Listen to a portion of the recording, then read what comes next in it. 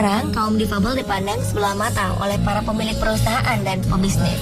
Ketatnya persaingan bisnis membuat kaum difabel hanya dianggap sebagai beban dan tidak mampu membuahkan hasil yang memuaskan bagi para pelaku usaha.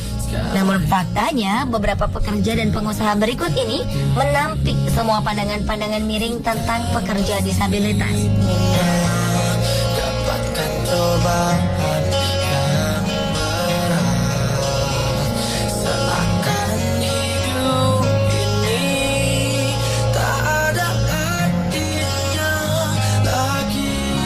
Kesedihan hari ini bisa saja jadi bahagia esok hari. Mereka memang tidak bisa dengan mudah mengungkapkan isi hatinya kepada orang lain. Mereka juga belum bisa menyampaikan dengan mudah ide-ide cemerlang yang ada di benak mereka.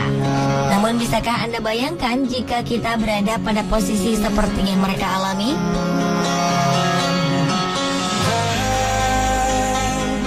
Inilah yang dirasakan seorang perempuan muda bernama Ratnawati. Penyakit hepatitis A yang sempat merenggut waktu produktifnya selama 2 bulan membuat Ratna menyadari bagaimana rasanya jika kita memiliki keterbatasan dalam hidup. Renungan selama 2 bulan membuat Ratna mengambil sebuah keputusan untuk berbuat sesuatu bagi orang-orang yang memiliki keterbatasan fisik. Dari sebuah perenungan itulah saya berpikir bagaimana dengan orang yang terlahir memiliki anggota tubuh lengkap tapi tidak bisa dipakai. Buat mereka yang memiliki telinga tidak bisa mendengar, tangan tidak bisa dipakai, dan kaki tidak bisa berjalan. Dan saya berpikir pasti hidup mereka juga rasanya seperti yang saya rasakan waktu itu, merasa tidak berguna dan tidak berarti. Ia mulai mewujudkan niatnya ketika Ratna bertemu dan berteman dengan seseorang yang tidak bisa mendengar dan berbicara, atau yang sering kita sebut tunarungu. Melihat kondisi temannya ini membuatnya tersentuh, karena ia melihat temannya ini tak bisa berbuat apa-apa setelah lulus dari sekolah luar biasa. Tekad yang bulat mendorong Ratna untuk belajar bahasa isyarat guna memudahkannya dalam berkomunikasi dengan para penderita tunarungu. Dan ketika sudah mahir berbahasa isyarat, ia pun mulai mengumpulkan beberapa tunarungu dari kenalannya itu. Ia kemudian memberi mereka motivasi dan keterampilan berupa menjahit, merangkai kertas menjadi sebuah hiasan, dan kerajinan-kerajinan lain yang dulu pernah ia pelajari sebagai hobi. Berawal dari beberapa orang saja, kini Ratna memiliki 30 orang tunanetra yang menjadi karyawan dalam usaha industri rumahan yang dikelolanya.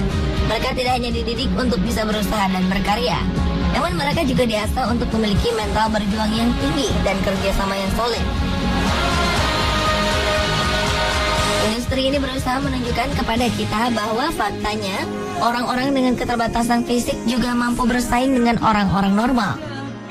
Kualitas barang yang mereka hasilkan tidak hanya sekedar sebuah kerajinan tangan saja, tetapi juga sangat rapi dengan detail-detail yang cukup rumit.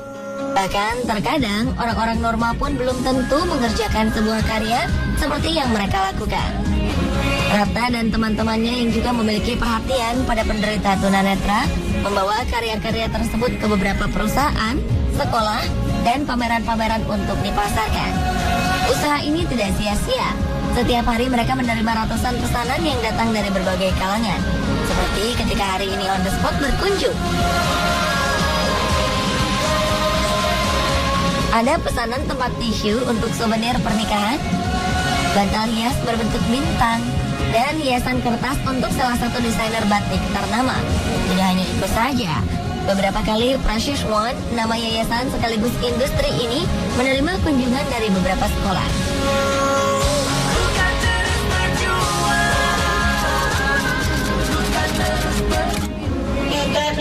Buat anunya dapat bisa jangan bayar jangan cepat bisa lihatkan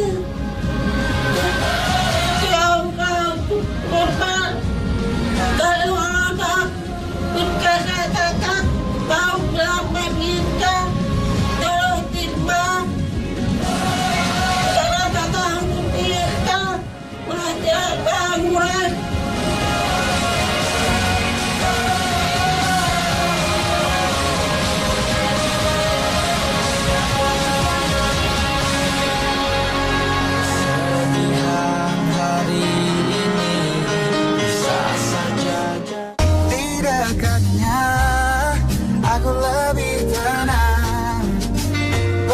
bersamanya jalan lebih terang. Meskipun mengalami keterbatasan fisik, kaum difabel di Yogyakarta selalu percaya diri untuk terus berkarya demi kelangsungan hidup mereka. Dengan keterampilan yang mereka miliki, mereka ditampung dalam sebuah yayasan untuk menghasilkan karya seni berbahan dasar balok-balok kayu. Melalui para seniman tunadaksa ini, balok-balok kayu tersebut disulap menjadi patung, mainan anak, dan beragam pernak-pernik lainnya. Umumnya mereka memiliki keterbatasan fisik sejak lahir. Meski beberapa dari mereka ada pula yang mengalami keterbatasan fisik karena kecelakaan. Dengan ketiadaan sebagian anggota tubuh ini, mereka bergabung dan menghasilkan sebuah usaha kerajinan tangan. Sama seperti kaum difabel pada umumnya, kepercayaan diri menjadi momok bagi mereka lantaran keterbatasan fisik. Namun ketika bergabung bersama kaum difabel lainnya, rasa minder pun berangsur-angsur hilang dan mereka bisa bekerja tanpa beban. Kerja keras mereka pun akhirnya membuahkan hasil. Masyarakat umum mengakui karya-karya mereka. Tak hanya masyarakat Yogyakarta, hasil karya mereka juga diekspor ke luar negeri. Mereka berhasil membuktikan bahwa kualitas barang yang dihasilkan oleh kaum difabel mampu bersaing dan tidak kalah dengan produk buatan pabrik. Tetaplah bersamaku, jadi teman hidup.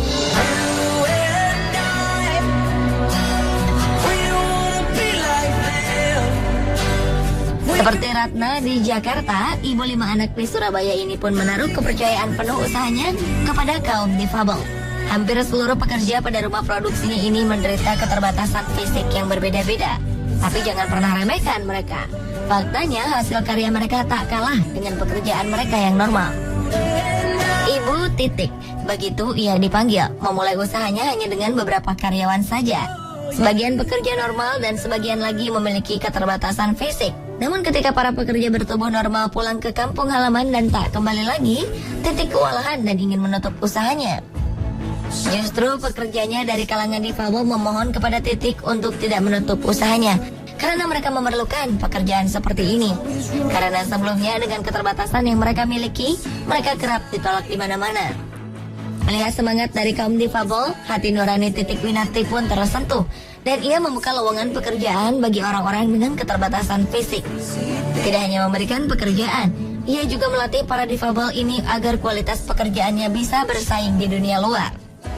Selain itu, Titik juga selalu memotivasi mereka agar memiliki mental baja dan percaya diri jika berhadapan dengan orang banyak. Hasilnya, mereka kini dapat bekerja dengan profesional dan menghasilkan karya-karya luar biasa. Bayangkan saja, seorang gadis dengan keterbatasan fisik pada kedua tangannya sejak lahir ini mampu menjahit hiasan-hiasan pada tas jinjing. Kerja keras Titik dan karyawannya yang difabel ini akhirnya diakui oleh dunia. Berbagai hasil karya mereka dipesan oleh para langganan di Brasil, Belanda, dan Singapura. Perserikatan Bangsa-Bangsa PBB pun mengundang Titik Winarti dan memberinya penghargaan.